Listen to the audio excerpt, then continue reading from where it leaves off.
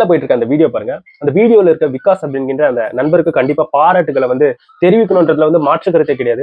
என்ன நடந்திருக்குன்னா, மும்பைல இருந்து ஒரு ட்ரெயின் வந்து கிளம்பியிருக்கு. அந்த ட்ரெயின்ல வந்து ஒரு கர்ப்பிணி பெண் வந்து அந்த பிரசவ வலியால பயங்கரமா துடிச்சுக்கிட்டு இருக்காங்க. ட்ரெயின் ஒரு பக்கம் போயிட்டு இருக்கு.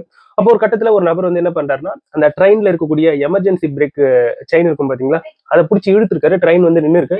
பட் அந்த டைம்ல போன் பண்ண ஆம்புலன்ஸ் வந்து வரவே இல்லை. சோ அந்த சமயத்துல அங்க இருக்கக்கூடிய விகாஸ் அப்படிங்கிற ஒரு யங்ஸ்டர், ஒரு இளைஞன் வந்து என்ன பண்ணிருக்கான்னா, ஒரு டாக்டருக்கு வந்து போன் பண்ணி அந்த டாக்டரை வந்து வீடியோ கால் எடுத்து அந்த டாக்டர் வந்து என்னென்ன விஷயங்கள் சொல்றாங்களோ, என்னென்ன செயல்முறைகளை வந்து செய்ய சொல்றாங்களோ வீடியோ கால்ல, அதெல்லாம் பண்ண சொல்லி, சோ அந்த இளைஞன் வந்து அந்த கர்ப்பிணியோட உயிரை வந்து காப்பாத்திருக்கான். அந்த குழந்தையோட உயிரை வந்து காப்பாத்திருக்கான். அது சம்பந்தப்பட்ட வீடியோக்கள் இப்ப இணையத்துல பயங்கர வைரல் ஆயிட்டு இருக்கு.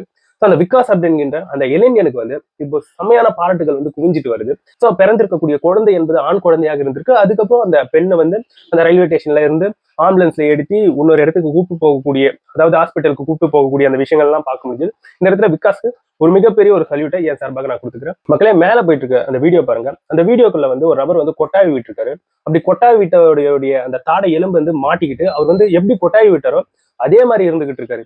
இப்போ நம்மள நிறைய பேர் வந்து இனிமே கொட்டாவி விடுறதுக்கே பயப்பட வேணுமோ. ஏன்னா இப்போ நடந்திருக்கக்கூடிய அந்த சம்பவம் தான் நம்மளுடைய மனசுல அப்பப்போ ஞாபகத்துக்கு வந்து போக வேணுமோ.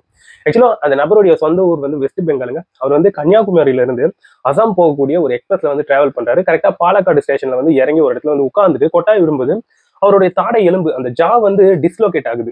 அந்த சமயத்துல அவர் வந்து அங்க இருக்கக்கூடிய டிடிஆர் கிட்ட வந்து ஹெல்ப் கேட்கிறாரு. அந்த டிடிஆர் அங்க இருக்கக்கூடிய ரயில்வே டாக்டர் இருப்பாரு பாத்தீங்களா, அந்த நபரை வந்து அந்த ஜால் டிஸ்லோகேட் ஆகின அந்த நபர்கிட்ட வந்து அந்த லொகேஷனுக்கு வந்து அனுப்புறாரு.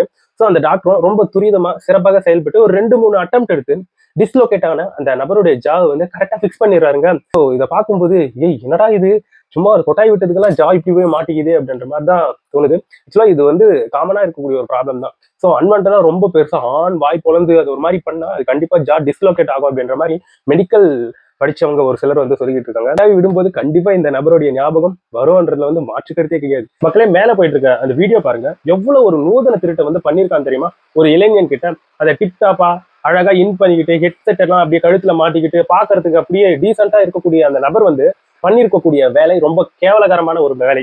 அதாவது மத்திய பிரதேசல இருக்கக்கூடிய ஜபல்பூர் அப்படிங்கிற ஒரு ரயில்வே ஸ்டேஷன்ல ஒரு இளைஞன் வந்து இறங்கி சமோசா வாங்க போறான். சமயத்துல அந்த இளைஞன் வந்து சமோசா வாங்கி அவன் வந்து ஆன்லைன் மூலமாக கேஷை வந்து அனுப்பியிருப்பான் வேணுமோ. அப்போ வந்து அது நெட்வொர்க் இஷ்யூ காரணமாக சுத்திக்கிட்டு இருக்க வேணுமோ. சோ அப்போ வந்து ட்ரெயின் கரெக்டா கிளம்புது. சோ அவன் வந்து வேணாம், இந்த சமோசா வேணாம் அப்படின்னு சொல்லிட்டு அந்த இடத்துல இருந்து நகர்ந்து ஓட பாக்குறான். அப்போ அந்த சமோசா விற்கக்கூடிய அந்த நபர் சோ ரொம்ப பார்க்கறது டீசெண்டா இருக்கான் பாரு, அவன் என்ன பண்றான்னா அந்த பையனை பிடிச்சி நீ வந்து கண்டிப்பா இதற்கான காசை வந்து தந்தாகணும் அப்படின்றதுக்காக அவனுடைய வாட்சை கழட்டிக்கிட்டு அவனை அப்படியே ஒரு மாதிரியா ஒரு டிஸ்கம்ஃபர்ட்டா நடத்தி அந்த மாதிரி பண்ணி ஒரு வழிப்பறி பண்ற மாதிரி அந்த பையன் கிட்ட இருந்து பண்ணி சில விஷயங்களை வாட்சி கிச்சுலாம் பிடிங்கி இருக்காங்க. அதுக்கப்புறம் சமோசா கிமோசா எல்லாம் கொடுத்து அனுப்புறான். ஸோ அதுக்கப்புறம் இது வந்து ஜபல்பூர்ல இருக்கக்கூடிய அந்த ரயில்வே ஸ்டேஷன்ல இருக்கக்கூடிய சில முக்கியமான அபிஷியல்ஸோட கண்ணில் வந்து மாட்டியிருக்காரு இந்த நபர். அந்த வீடியோ எல்லாம் மாட்டிருக்கு. அதுக்கப்புறம் இவர் மேல ஆக்ஷன் எடுத்திருக்காங்க. அவருக்கு கொடுத்திருக்கக்கூடிய லைசன்ஸ் எல்லாமே கேன்சல் பண்ணியிருக்காங்க. ஸோ எவ்வளவு ஒரு நூதன திருட்டு, எவ்வளவு கேவலமான ஒரு வேலை. இந்த மாதிரியான விஷயங்கள்லாம் நடந்துகிட்டு இருக்கு. இதெல்லாம் பார்த்து என்ன சொல்றது? உங்களுடைய கருத்துக்களை பதிவிட்டுட்டு போயிடுங்க.